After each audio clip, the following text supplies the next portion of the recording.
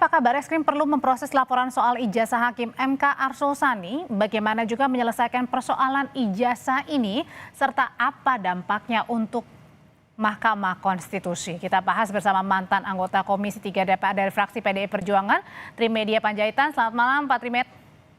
Selamat malam, Mbak. Dan ada juga pakar hukum tata negara Universitas Mula Warman, Herdiansyah Hamzah. Selamat malam Pak Herdi.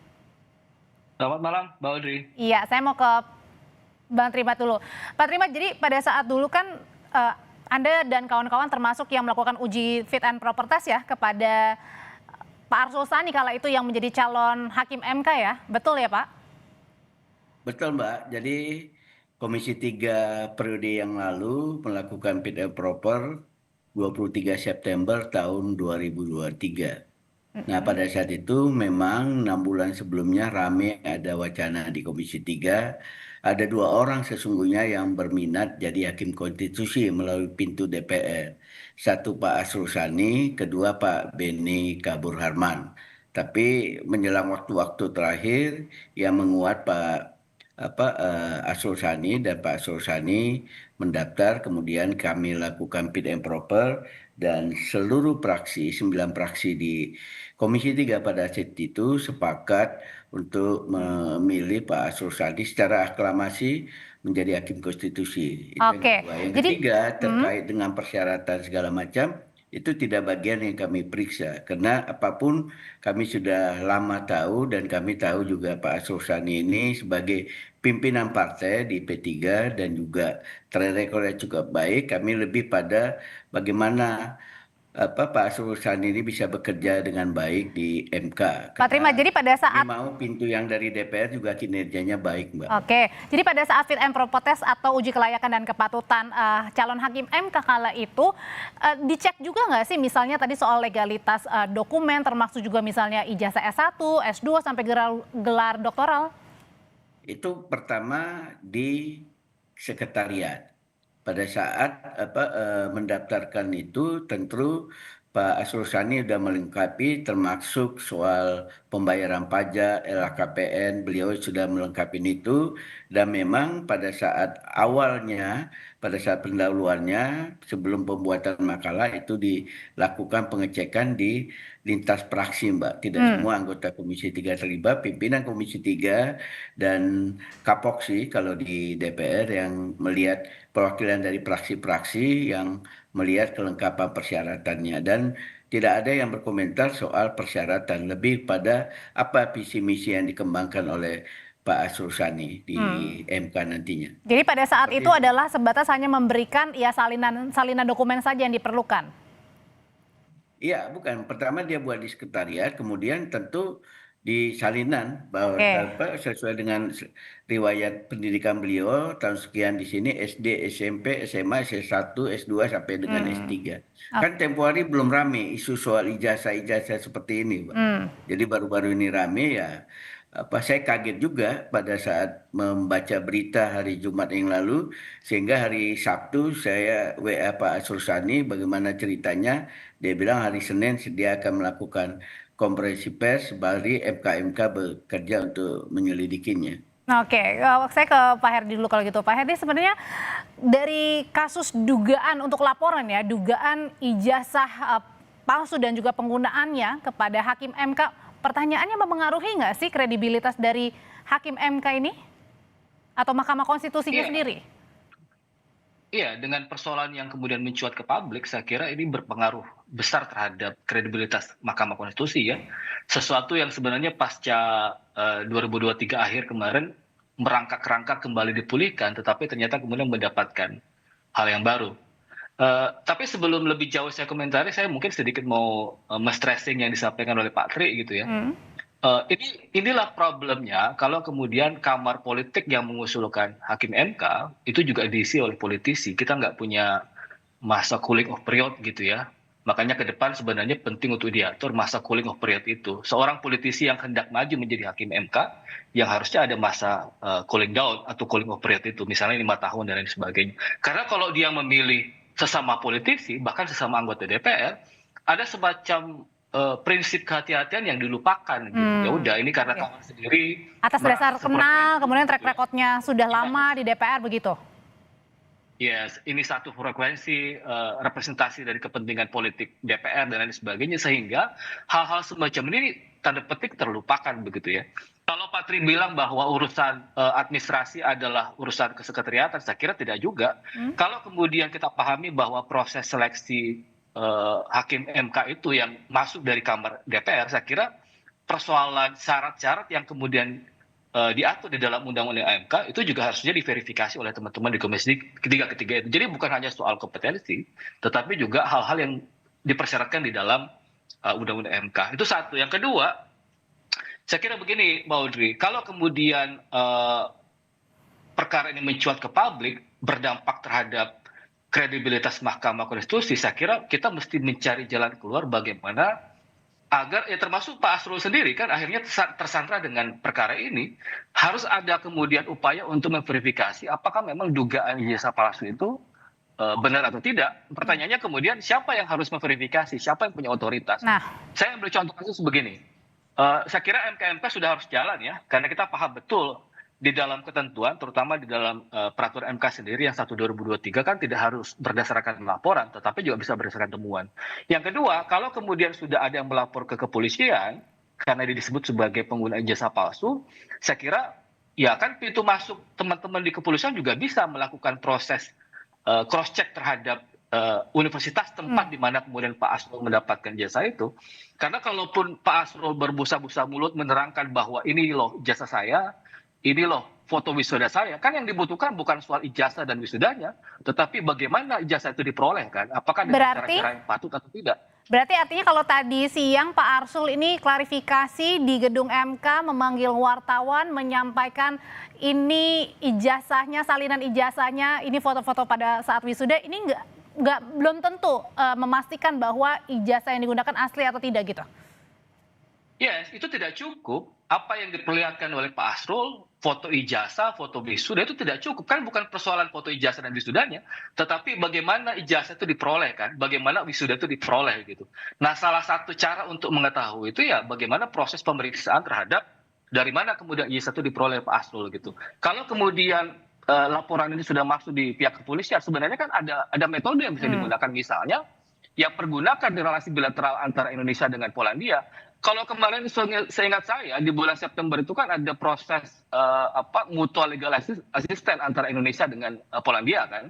Jadi ada semacam perjanjian timbal balik untuk bantuan berkaitan dengan tindak pidana. Jadi bisa saja mutual legal assistance itu digunakan sebagai dasar Kepolisian Republik Indonesia bekerja sama dengan Kepolisian Polandia untuk memeriksa apakah memang tempat universitas Oke. di mana komisi anti korupsinya Polandia ya atau KPK-nya Polandia itu menetapkan tersangka terutama dari pendiri dan mantan rektor tempat di mana Pak Asrul mendapatkan ijazah itu, dan bahkan kan kalau disebut-sebut ada sekitar 1000-an ya, ada sekitar 1000-an ijazah yang kemudian Oke. diduga ya itu berasal dari proses dengan cara-cara yang tidak patut gitu, penuh dengan transaksi dan lain sebagainya. Kira-kira begitu. Kita kembali lagi soal pada saat fit and proper test, Pak Trimat. Kalau tadi dikatakan bahwa ini adalah tugas sekretariat untuk memeriksa, mengecek begitu ya keaslian atau dokumen-dokumen salinan ijazah yang dimiliki seorang calon hakim MK.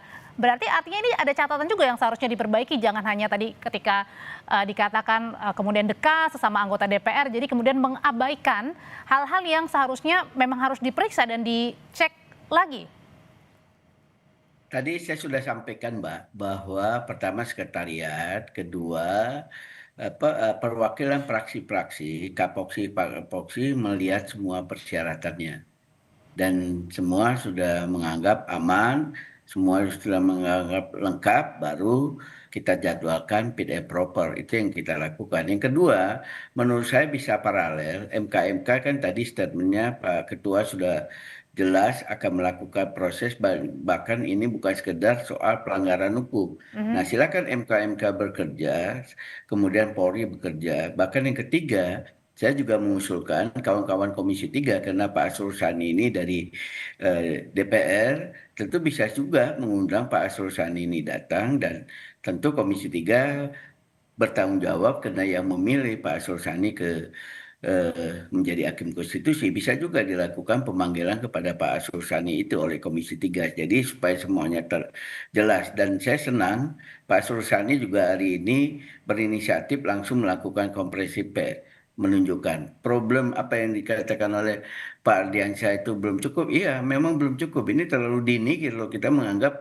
Asli urusan atau tidak? ijazah Pak Arsul Sani ini Oke. sudah selesai. Biarkan ini berlanjut dan mudah-mudahan bisa secepatnya sehingga tidak melakukan proses apa delegitimasi terhadap MK itu sendiri. Kita berharap MK juga cepat bekerja. Apakah dalam proses ini Pak Asrul Sani boleh menangani perkara atau tidak? Itu juga harus diperjelas sebelum urusannya clear benar oleh MK. Seperti itu, Mbak. Oke, dengan adanya dugaan ijazah palsu yang digunakan Pak Arsul Sani ini, pertanyaan berikutnya apakah juga menjadi tanggung jawab dari anggota DPR yang kala itu melakukan fit and proper test kepada Pak Arsul Sani? Usai jeda ya Bapak-bapak, tetap bersama kami di Sapa Indonesia Malam.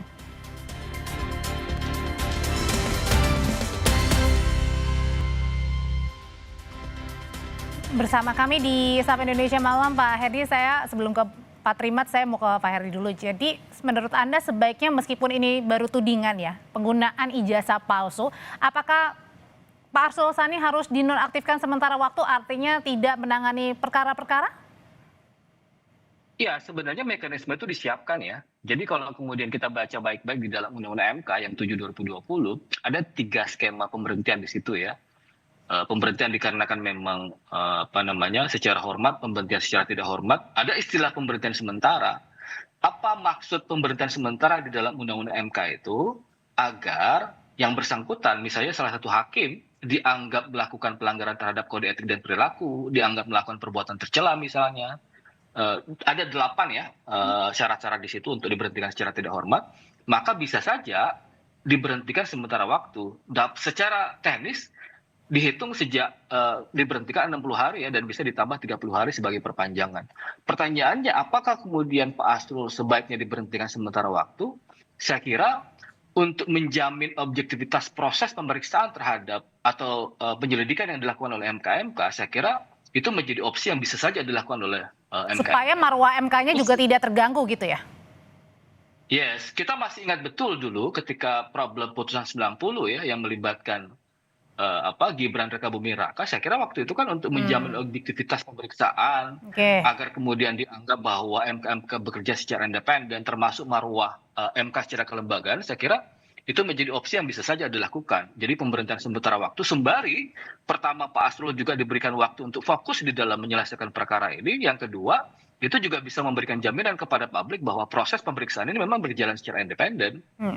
Oke, kalau gitu apakah kemudian dengan kasus atau tudingan penggunaan ijazah palsu seorang hakim MK ini, Pak Trimet, apakah ini juga menjadi bentuk pertanggungjawaban kepada anggota DPR yang kala itu melakukan uji kelayakan dan kepatutan terhadap seorang Arsul Sani, Pak Arsul Sani?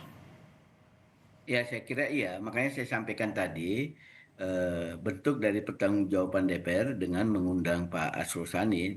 Pak Arsul Sani dipanggil ke DPR untuk bisa juga menyampaikan, mempertanggungjawabkan apa yang dilaporkan. Ini saya kira bukan tudingan. Kalau sudah berani seseorang dari aliansi ini melaporkan ke Barreskrim, tentulah mereka ada bukti permulaan yang sangat cukup ya, sehingga berani melaporkan pejabat negara sekelas hakim konstitusi. Itu dilakukan. Kedua, MK saya kira segera memprosesnya dan segera memeriksa, kemudian menyampaikan pendapatnya. Apakah Pak Arsul Sani berhenti sementara, tidak boleh menangani perkara-perkara sebagaimana disebutkan Pak Erdiansyah tadi, atau apa keputusan dari MK supaya isu ini tidak bergulir. Tapi kan yang ketiga, isu ini kan bagus, Mbak.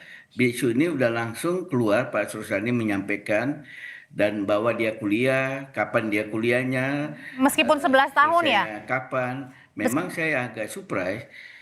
Pak Arsul Sani tadi saya sekilas mendengar beliau selesai 11. Ya, Pak Trimet. Oke, sambungannya nampaknya terputus, Pak Trimet. Oke, saya kembali ke Pak Herdiansyah dulu kalau gitu sambil menunggu jaringan yang bagus dari Pak Trimet Panjaitan. Pak Herdiansyah, sebagai pimpinan. oke, kita sambung kembali ke Pak Trimedia Panjaitan, tapi sambil menunggu saya mau bertanya hal yang sama. Ya, udah Mbak. Oke, gimana tuh tadi Pak Trimet? Jadi yang sorotan 11 Ya. tahun kuliah doktoral itu juga yang disoroti gitu? Iya, bagi saya pribadi sekaligus juga yang cukup mengenal Pak Asrul Sani itu harus lebih detail lagi diceritakan, nggak semata-mata soal kesibukan di DPR, kesibukan di partai. Memang di DPR sendiri Pak Asrul Sani ini sepanjang pengetahuan saya selama kami mungkin 10 tahun di DPR, orang yang cukup tekun, serius dan juga ke tingkat kehadirannya di gedung DPR maupun kunker-kunker itu luar biasa. Dan Pak Asrul Sani seringkali menjadi tim hukum DPR dalam memberikan pandangan dan pendapat di Mahkamah Konstitusi. Jadi itu lebih didetailkan lagi dan itu bisa detail. Mudah-mudahan minggu ini atau minggu depan karena minggu ini Komisi 3 kelihatan sedang memulai proses fit and proper terhadap KY dan itu juga bisa menjadi bahan masukan terhadap Komisi 3 kejadian Pak Asrul Sani ini sehingga jangan ada juga anggota KY yang dipilih itu Oke. bermasalah ijazahnya Tadi- setahun 2 tahun kemudian. Oke, tadi juga sebenarnya di dalam di Komisi 3 juga sudah disinggung oleh Pak Habibur Rahman sendiri soal itu penggunaan ijazah calon anggota atau hakim KY, Pak Trimet. Oh sudah tadi Mbak. Iya, ada Sama singgung seperti pikirannya itu. dengan Pak Habibur Rahman ya. Oke, kembali lagi ke Pak Herdiansyah. Pak Herdiansyah, sebenarnya catatan kritikannya seperti apa sih kalau tadi kan dari Pak Trimat atau mungkin kawan-kawan di anggota DPR sudah mengenal lama seorang Arsul Sani, kemudian juga rajin mengenalnya, lalu kemudian apa catatannya supaya tidak mengabaikan hal-hal yang memang atau prosedur-prosedur yang harus memang dilalui selayaknya calon-calon hakim MK? Iya, berkenal cukup lama, pembawaan yang saya tahu juga Pak Asrul tenang di dalam menyampaikan pendapat ya, karena bukan menjadi jaminan begitu ya.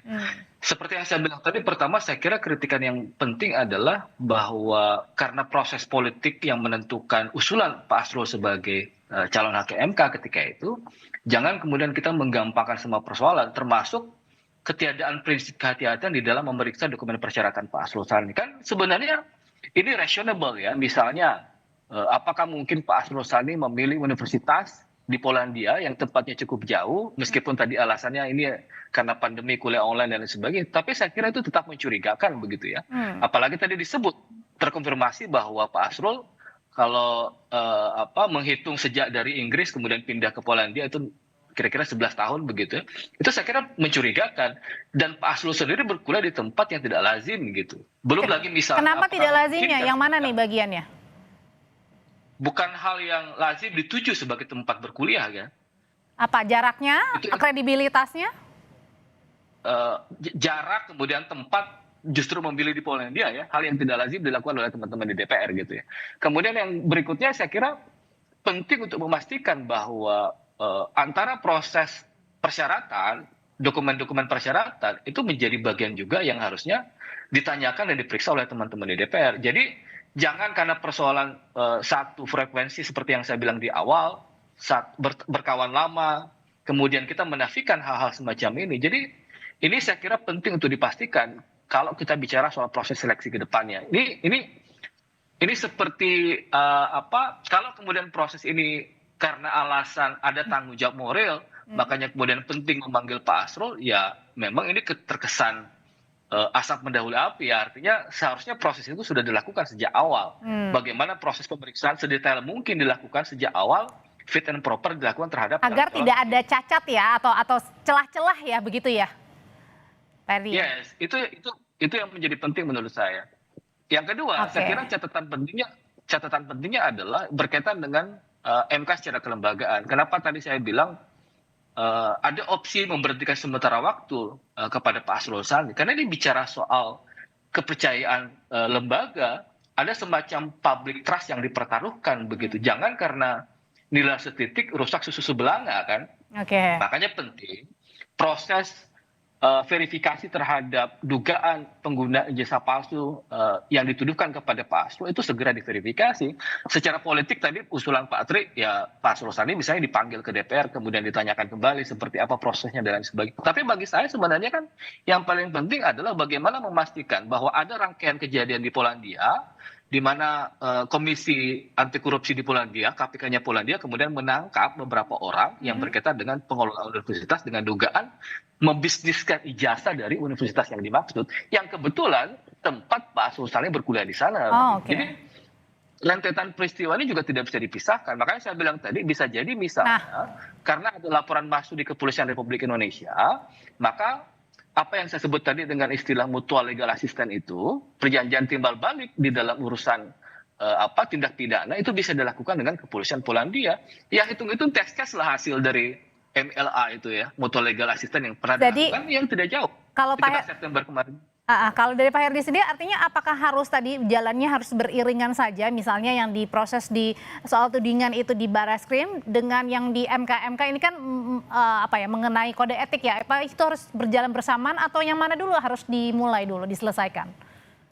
Ya saya kira bisa bersamaan. Jadi teman-teman di MK memulai proses pemeriksaan penyelidikan yang berkaitan dengan dugaan pelanggaran etik itu, karena domainnya memang di MK ada domain etik ya. Apakah misalnya Pak Aslo dianggap melakukan pelanggaran terhadap kode etik dan pedoman perilaku hakim, apakah misalnya dianggap melakukan perbuatan tercela ya. Karena perbuatan tercela itu kalau kita baca penjelasan di Undang-Undang MK adalah perbuatan yang berkaitan dengan pertaruhan martabat nama lembaga kan. Jadi bisa saja pintu masuk itu digunakan, proses pemeriksaannya bisa dilakukan secara bersamaan, MK jalan, tetapi proses konfirmasi apakah memang ada dugaan ijazah palsu yang digunakan di sana juga bisa dilakukan oleh aparat kepolisian. Bahkan secara politik tadi Pak Tri bilang, ya Pak Aslo bisa jadi dipanggil oleh DPR, meskipun ya harusnya itu ditempuh di awal proses seleksi di awal Pak Aslo Saleh terpilih ya, tapi nggak apa-apa. Proses politik tetap harus dilakukan oleh Komisi 3, setidak-tidaknya bagian dari pertanggungjawaban moral tempat di mana kemudian Pak Aslo Saleh diusulkan sebagai Hakim MK ketika itu. Oke, kita lihat nanti apa keputusan dari MK dan termasuk juga MK. Terima kasih untuk pandangannya Pak Herdiansyah. Oke, boleh. Silakan. Pertama kali terjadi di DPR. Yang kami pilih apakah pimpinan KPK, kemudian Hakim Agung, sampai dengan Hakim Konstitusi dan yang lain-lain yang melalui pintu Komisi 3, peristiwa dipersoalkan ijazahnya. Jadi ini pelajaran dan catatan yang baik bagi Komisi 3 untuk lebih hati-hati. Saya setuju pendapat itu karena belum terjadi isu-isu soal ijazah-ijazah palsu ini. Ke depan soal ijazah memang harus menjadi concern yang tinggi bagi DPR sendiri, tidak hanya di Komisi 3 saya kira, tapi Komisi 1 sampai dengan 13 yang melakukan fit and proper. Seperti itu Mbak. Oke, sudah kita tangkap. Terima kasih. Terima kasih Pak Trimat kalau gitu. Saya kira bukan kali ini saja Pak Tri. Kemarin juga pengganti Pak Arief itu bahkan tidak ada proses seleksi secara terbuka gitu ya. Itu juga yang kita sayangkan. Jadi sebenarnya teman-teman bukan maksudnya soal ijazah Pak, soal ijazahnya. Berarti artinya itu Pak Heri juga setuju ya tadi ya kalau soal kedepannya sebenarnya harus lebih selektif lagi, bukan hanya sekedar ya secara formalitas, tapi itu betul-betul harus diteliti, diperiksa ya benar apa enggak ijazahnya gitu ya. Yes, betul. Jadi on the track harus berjalan dengan prinsip-prinsip. Kira-kira begitu Mbak. Oke, terima kasih Pak Hedi, terima kasih juga Pak Trimas, selamat malam Bapak-Bapak semua.